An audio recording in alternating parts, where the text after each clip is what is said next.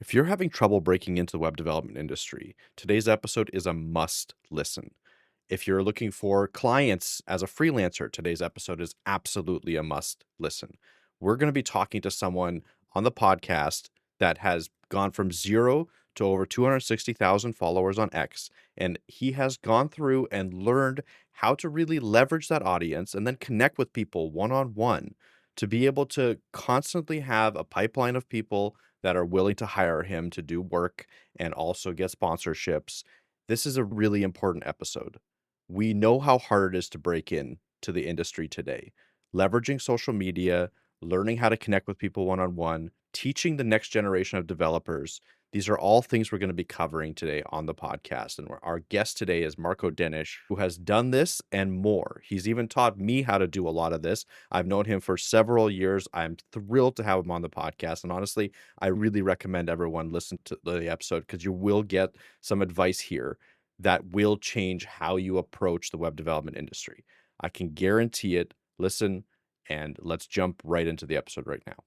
All right, we have Marko on the line. I'm super excited for this one. I think Marko and I have known each other for, at this point, years. We've never met face to face, obviously. So I'm excited to take this opportunity to get to know you even better and let our audience get to know you as well. With that, I think, Marko, if you can introduce yourself a little bit, talk about what you're working on right now, and then we'll jump into some questions. Yeah, sure. First of all, thank you for having me. I'm really excited to be here. Yeah, I'm a developer and recently started my own agency. So I'm still doing some development, but also helping companies to build strong brands that stand out online. That's awesome. Yeah. So okay. So you have both your foot in both doors where you're doing a lot of the content creation, you're doing a lot of the actual like hands-on development. That's super interesting because that's my path as well. So a lot of times like I'll use the content to feed the actual contract business or the agency business. Is that how you started, Marko? Was that kind of like your intention when you were first starting out? Can you give a little bit of a background about like when you first got into development to where we are now? It doesn't have to be like super in depth, obviously. No, not at all. Regarding the development parts, I started my studies as mechanical engineering, but during the studies, I decided that I want to do programming. And as soon as I finished my studies, I got my degree. Then I attended the web development bootcamp. It was intensive, 14 weeks, all day, every day, in classroom bootcamp. And already during this bootcamp, I found the internship, which was paid, and stayed in this company for a couple of years, and I learned a lot there. So this is how the web development part of my journey started. And regarding the content creation on social media, yeah, it was COVID and I had a little bit more extra time and free time and a bit less things to do. So I decided maybe I start to share some stuff I know, maybe it helps someone.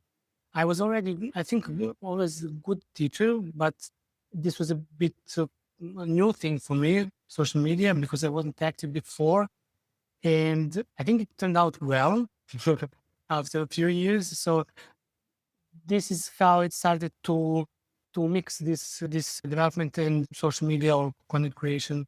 And I think also one of the reasons I started social media was to try to help people who are a little bit behind on their journey behind me and want to give them some insights, maybe motivate someone, but also wanted to make some friends because in-person contacts were degraded significantly and wanted to make some friends online, which was, I think it was turned out also because I met you, I met a lot of people online, which was, I think, the best part of this journey so far. I 100% agree. And I think our motivation was very similar where we were in our own little bubble, myself and my co-host, Matt. And he's also my business partner because we had an agency going. Our agency was actually doing pretty well. But when we decided to do the content creation side, we were actually, our first and foremost purpose was to connect with the community, find like-minded people to talk shop with, really. And we like, I think that incentive helped us get in because we were very genuine, obviously, and we are very genuine in that. Whereas if your only purpose is to create content for people to see and for it to feed back into the machine of just cycling through and growing and growing. I feel like that kind of it's ingenuine when you get to that cycle, and people can tell at some point, and that becomes harder to grow. So I think a really good outcome, and it sounds like for you as well, is that like when you were first getting in, you were extremely genuine. You were like, I want to help people. This is how I can help people, and then I want to connect with people. And you were really good at connecting with people, right? Like you reached out to me early on when I was a really small account, and you were much bigger than me at that time as well. And you were really good at the initial part of the conversation. We had a really good convo, and I learned a lot from that. Like when I was first getting in, is like the larger accounts would reach out to me sometimes, and like we would have that back and forth, and I would do the same thing then, right? Like I would kind of cycle through, learn from that, and that helps because I know it helped me.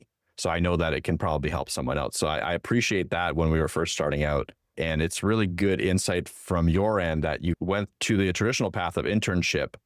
And just out of almost curiosity, it sounds like you went into the social media side, not out of the intention to grow to a big account and have influence and be able to use that influence to get clients and get sponsorships and all that. So it's just, I like that path. I think it was a really good path. I could see it in your content. Do you remember when that first inkling of, oh, this is actually working? And, oh, I've posted something and it's working. Maybe I should double down on that. Do you remember that intersection that you had at some point? Yeah, absolutely. But I would say that in the beginning, because as you said, I try to keep things genuine and to make friends along the way. So this worked very well, I think. And I felt this from the beginning. And I just continued working on these things that work and that helped me also to learn a little bit more. And I think this is really important on social media, that you try to grow yourself as well, grow as a developer, as a person, and definitely to make some friends and have some fun. That's a really good point, actually. I think that gets lost as well with people starting out, where maybe their goals are a little bit too ambitious.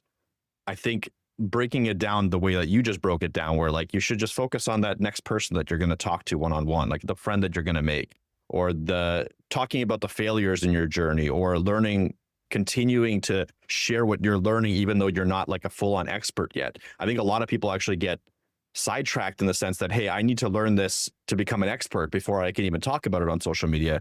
But that's not the case. I would say you're 100%, it's 100% true.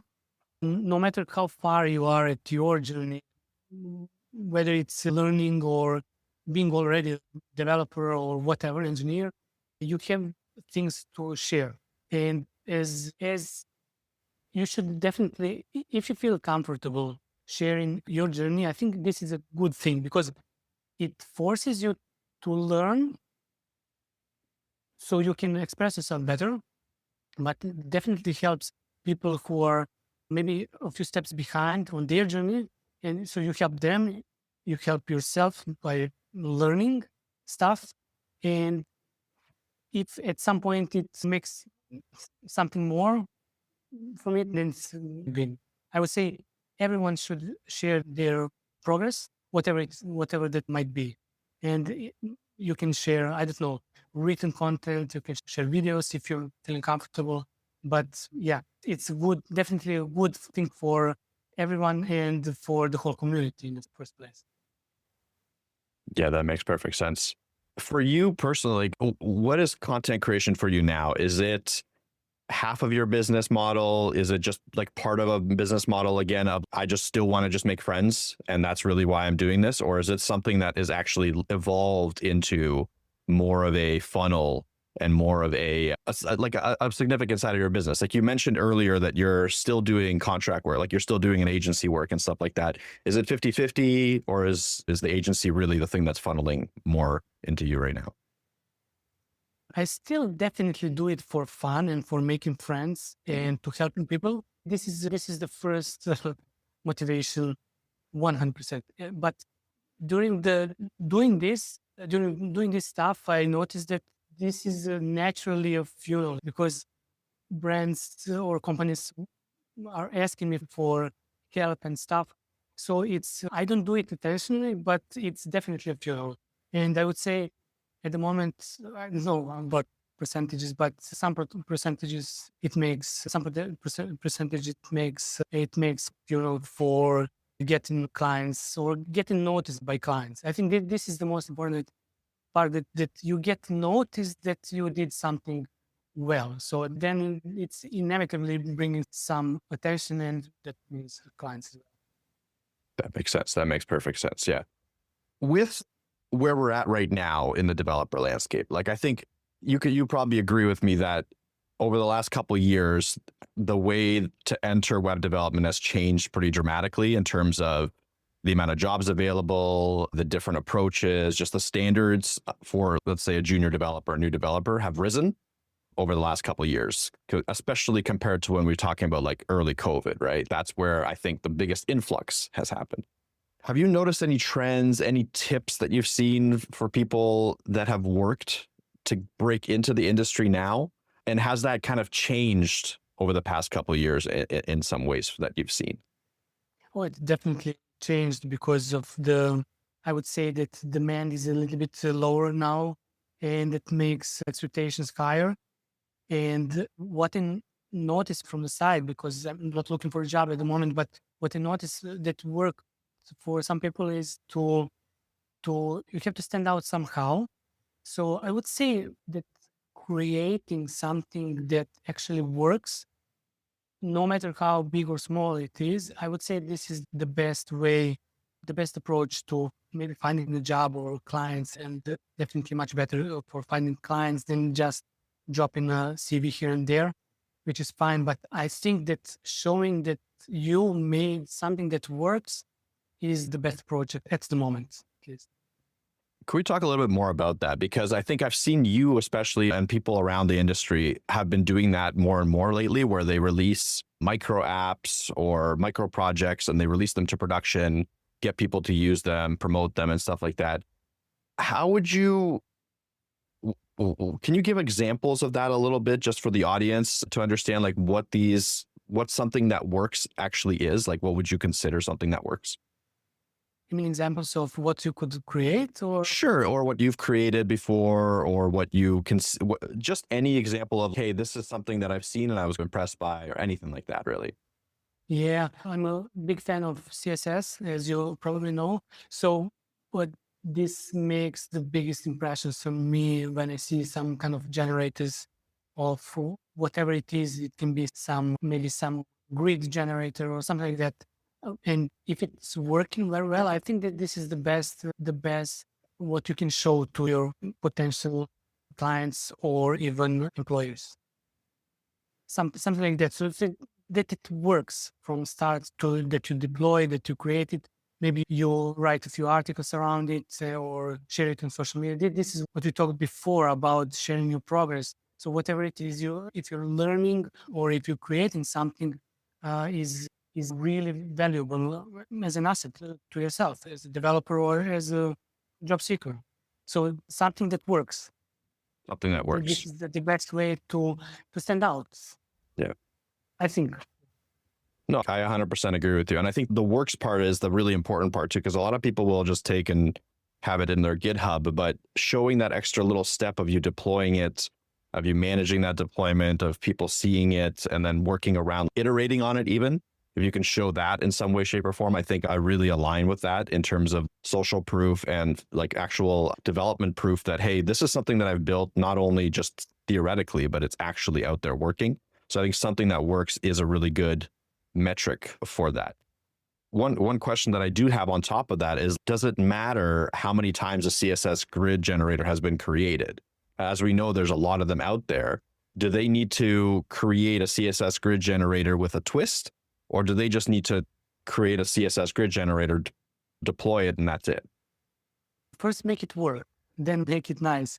And then if you reiterate by getting some feedback, and then actually implementing some of this, if it's a good feedback, of course, then I think it's a good thing. And you said if it's important that we cannot just create anything that isn't created already.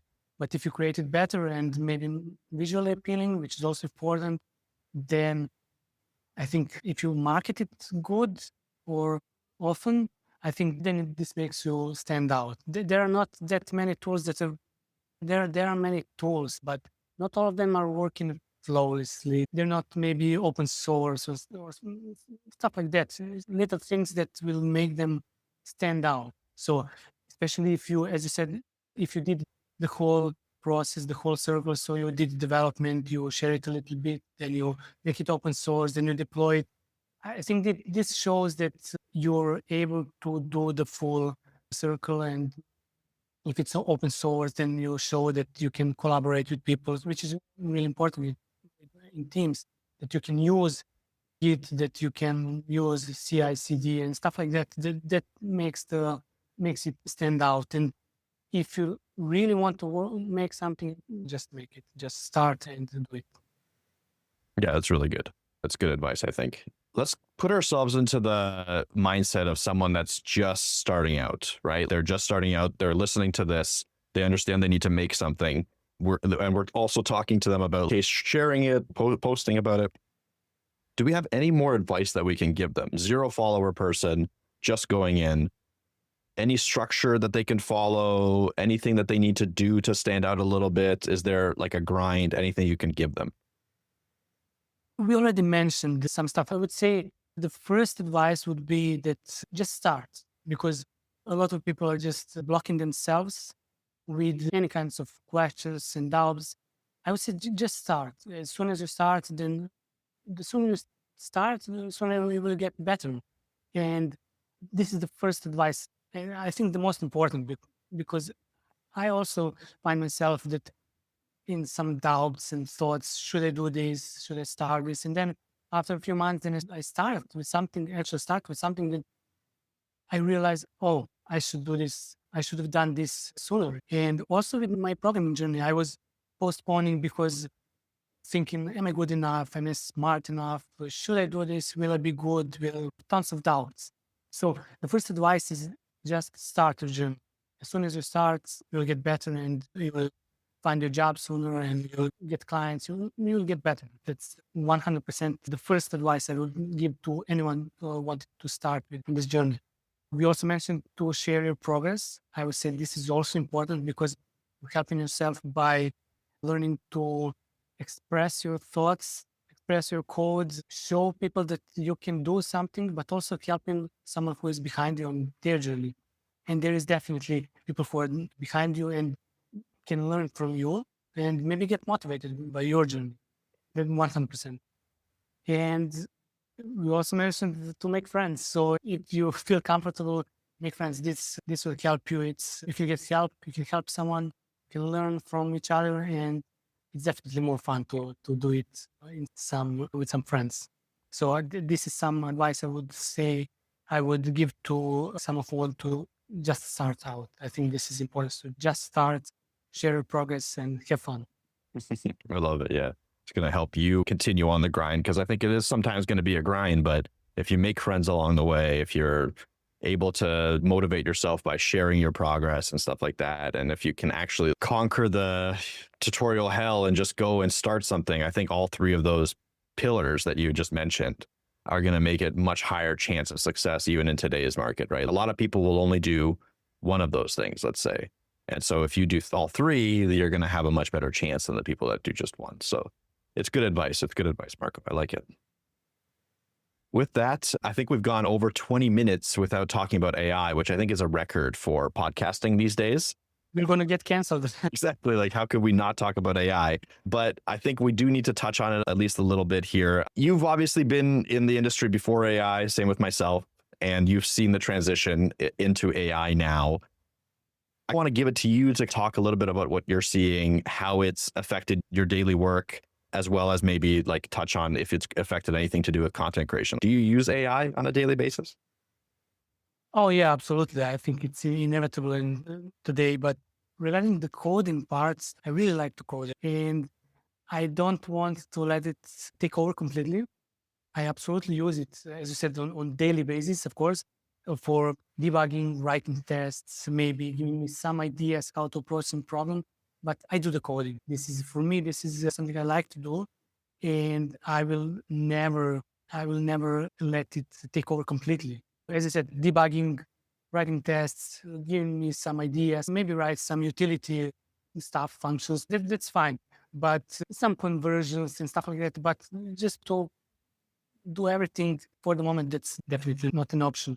Regarding the content creation part, of course, I use it for the same thing, debugging, getting ideas, outlining. I use it sometimes to let it reads my content and give me the outline for, I don't know, some kind of whatever read or some, I don't know, CTA or stuff like that. I also like to write content, so I'm not letting it take over completely. And I hope I don't get canceled for this as well.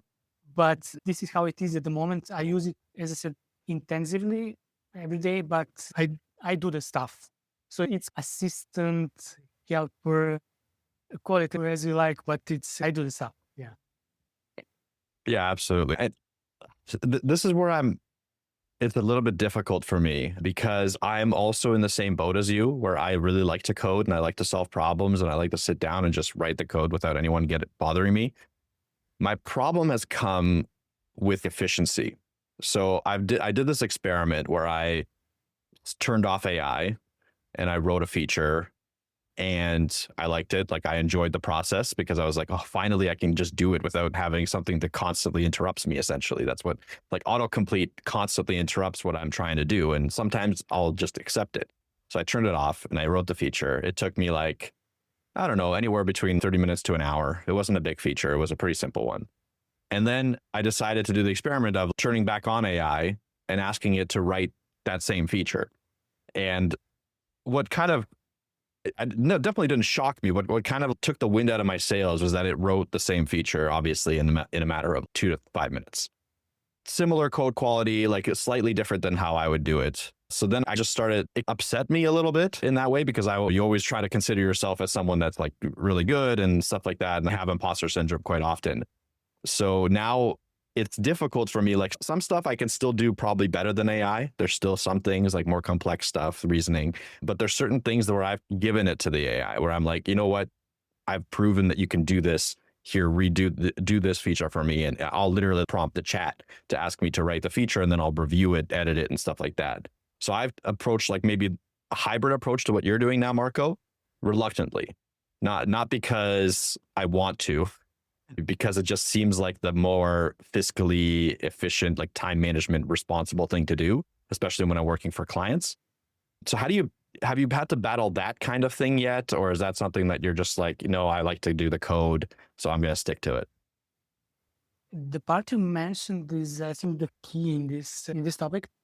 You said fairly simple feature. I would say for fairly simple features, it's definitely a good use case to use AI. And what I also do with the AI is, besides what you already said, is to do the scaffold of if it's something completely new app or completely new feature, completely new domain or something like stuff like that. I would do it. I would let it do scaffolding, and then I would take over and finish up the last 20% or something like that. If it's a really complex app, I found myself cleaning up much more than actually if I did it from scratch. I do a lot of backend as well. A lot of things you already did somewhere. You just change, some model or some parameters and stuff like that, and then you can simply copy paste it, or even let AI do it. If you already did it, just you can give it a turn and give it new parameters, and it can write it down for you. But if it's a really complex feature, I found myself cleaning up, as I said, much more than just doing it myself from scratch. So this is the thing. If it's a small, as I said, I use it to write some small stuff for me, some, I don't know, regex and stuff. Yeah, that for sure. Stuff like that, some utility functions, methods, stuff like that. And this works really good. Get this, set this, stuff like that. But it's not always a good thing to use it. I think as it gets more and more complex, feature the app, I think it's a good idea to do it yourself. But we're all different. Whatever works for you, whatever is, if you feel confident, you can work with the AI. You can just clean up afterwards. You don't have to whatever works for you. Maybe it's also maybe it's a skill issue. Maybe I don't know to use AI that good, but it serves me really well. But for the things I mentioned before, for scaffolding, for utility stuff, and some small things. Yeah, no, for sure. Yeah. Writing tests and stuff like that. Yes. Thank you. Yeah. For test writing, I use it all the time at this point because I never really enjoyed writing tests, and it does a decent job. What it doesn't do a good job at, I've noticed, is like picking the right tests to write. It'll usually pick easy things, whereas sometimes you want more complex things, so you have to reprompt it. But that kind of leads me into the other point that you made, where if you're going down the path of using more AI, you need to control it. You need to review it. You need to be the one that like was accountable for what it's writing. You can't just let it go.